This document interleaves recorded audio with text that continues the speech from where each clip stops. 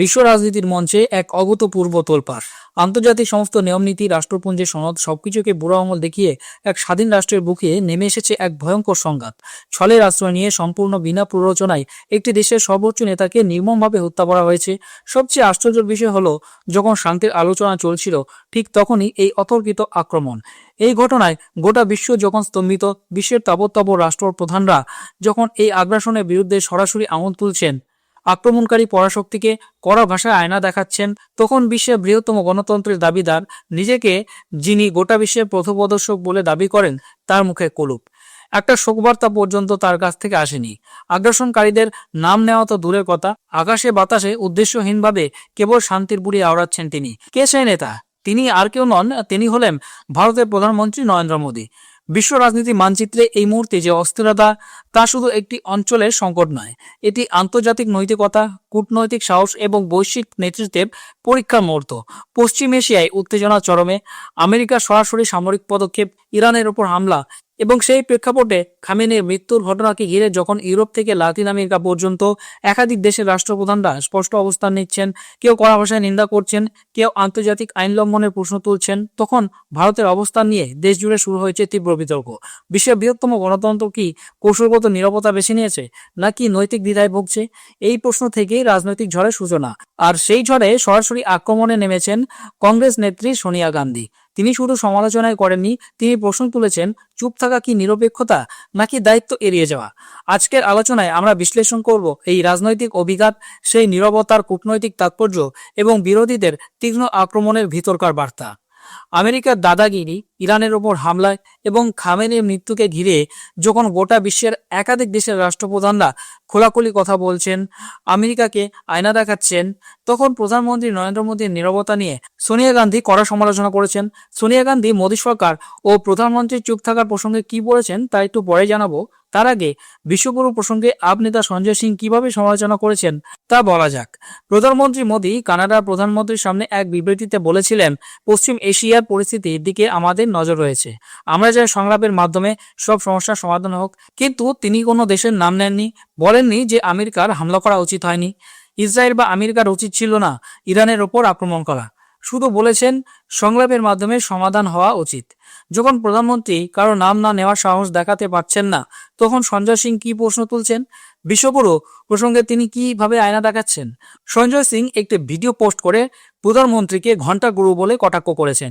তিনি বলেন, আমি অবাক, যে যে দেশের উপর প্রতারণা করে হামলা করা হয়েছে, যে দেশের সর্বোচ্চ নেতাকে হত্যা করা হয়েছে আমেরিকা ও ইসরায়েলের যৌথ অভিযানে, যে আমেরিকা আজ বিশ্বব্যাপী দমন নীতি চালাচ্ছে, কখনো ভেনেজুয়েলার প্রেসিডেন্টকে গ্রেপ্তার করে, কখনো সুপ্রিম লিডার খামেনিকে হত্যা করে, আর আমরা দুই দেশের কাছে শান্তির আবেদন করছি।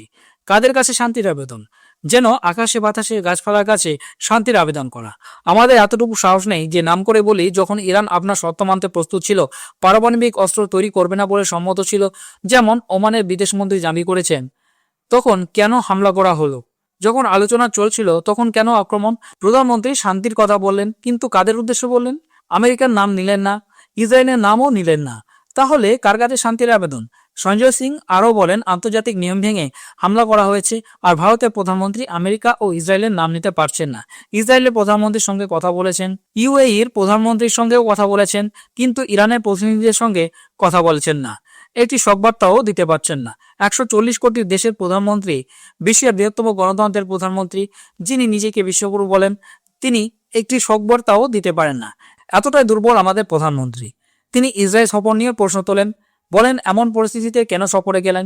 এক সপ্তাহ আগে প্রস্তুতি চলছিল বলে সংবাদে এসেছে। আপনি বাংলাদেশে, যেখানে হিন্দুদের হত্যার কথা বলা হচ্ছে, সেখানে প্রাক্তন প্রধানমন্ত্রী বেগম খালেদা জিয়ার মৃত্যুর পর শোকবার্তা প্রকাশ করতে পারেন, কিন্তু 2016 সালে যার সঙ্গে সাক্ষাৎ করেছিলেন, যার সঙ্গে জ্বালানি চুক্তি করেছিলেন, চাবাহার বন্দরে হাজার হাজার কোটি টাকা বিনিয়োগ করেছিলেন, সেই খামেনির মৃত্যুতে কিছু বলতে পারছেন না কেন? যদি খামেনি এতটাই ভুল হতেন, তাহলে তার সঙ্গে সাক্ষাৎ করেছিলেন কেন? সঞ্জয় সিং আরও বলেন, 1994 সালে ইসলামিক দেশগুলির সংগঠন কাশ্মীর ইস্যুতে ভারতের বিরুদ্ধে অবস্থান নিলে ইরান ভারতের পাশে দাঁড়িয়েছিল। সেটার মূল্যায়ন কি করা হয়েছে? বিদেশিতে কি শুধু আলিঙ্গন আর হাসাহাসি দিয়ে চলে? আপনি বিশ্বগুরু নন, এভাবে সঞ্জয় সিং প্রধানমন্ত্রীকে কটাক্ষ করেছেন। অন্যদিকে সোনিয়া গান্ধী ইন্ডিয়ান এক্সপ্রেসে একটি প্রবন্ধ লিখে সরাসরি মোদী সরকারের বিদেশ নীতি নিয়ে প্রশ্ন তুলেছেন। তিনি বলেন, সরকারের নীরবতা নিরপেক্ষতা নয়, দায়িত্ব এড়ানো। 1 মার্চ ইরান জানায় যে তাদের সর্বোচ্চ নেতা Ayatollah Syed Ali Khamenei America ও ইসরায়েলের হামলায় নিহত হয়েছেন। যখন দুই দেশের মধ্যে আলোচনা চলছিল তখনই এই ঘটনা ঘটে। কোনো সর্বোচ্চ নেতার এভাবে হত্যা আন্তর্জাতিক সম্পর্কের ক্ষেত্রে বড় পরিবর্তন নির্দেশ করে। বহু দেশ উদ্বেগ প্রকাশ করলেও ভারত সরকার সরাসরি নিন্দা করেনি। প্রধানমন্ত্রী কেবল পরিস্থিতির গুরুত্ব ও শান্তি কূটনীতির কথা বলছেন, কিন্তু হত্যা সরাসরি সমালোচনা করেননি। সোনিয়া গান্ধী বলেন, চুপ থাকা মানে নিরপেক্ষ থাকা নয়। আনুষ্ঠানিক যুদ্ধ ঘোষণা ছাড়া কোনো দেশের নেতাকে হত্যা আন্তর্জাতিক আইন ও জাতিসংঘ সনদের বিরোধী। বিশ্বের বৃহত্তম গণতন্ত্র যদি স্পষ্ট অবস্থা না নেয় তবে আন্তর্জাতিক নিয়ম দুর্বল হয়। তিনি আরও বলেন, ইরান ভারতের গুরুত্বপূর্ণ অংশীদার, বিশেষ করে জ্বালানি, বাণিজ্য ও কৌশলগত প্রকল্পে। প্রায় 90 লক্ষ ভারতীয় পশ্চিম এশিয়ায় বাস ও কাজ করেন। সেই অঞ্চলের অস্থিরতার সরাসরি প্রভাব ভারতের ওপর পড়ে।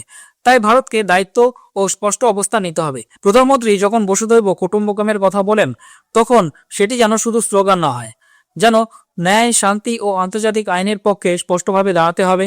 গণতন্ত্র ও আন্তর্জাতিক ব্যবস্থার সুরক্ষায় নীরবতা নয়, নীতির ভিত্তিতে স্পষ্ট কণ্ঠস্বর জরুরি। এই প্রসঙ্গে প্রশ্ন উঠেছে, যেখানে অতীতে আমেরিকার ভুলকে ভারতের একাধিক প্রধানমন্ত্রী সরাসরি ভুল বলেছেন, সেখানে বর্তমান প্রধানমন্ত্রী কেন নীরব? ইরানের সর্বোচ্চ নেতা, যার সঙ্গে একসময় বৈঠক ও চুক্তি হয়েছিল, তার মৃত্যুতেও কেন নীরবতা? বিরোধীরা লাগাতার প্রশ্ন তুলছে, এটাই কি 56 ইঞ্চি বুক? এই পুরো বিষয়টি নিয়ে আপনার মতামত কি? কমেন্ট বক্সে অবশ্যই জানান।